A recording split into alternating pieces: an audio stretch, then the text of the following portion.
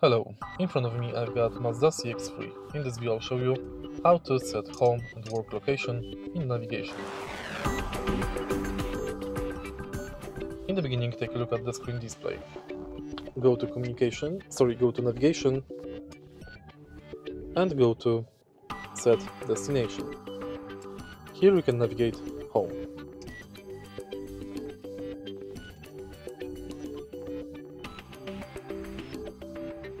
Let's go back and go to your favorite places.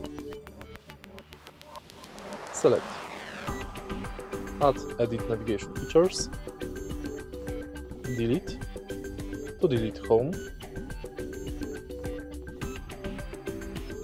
and now you can set new home.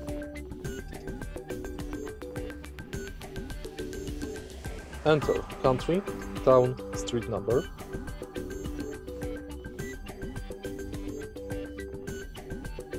house number,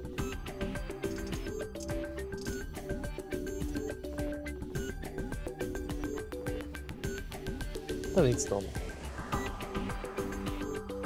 If you find this video helpful, please like, comment and subscribe.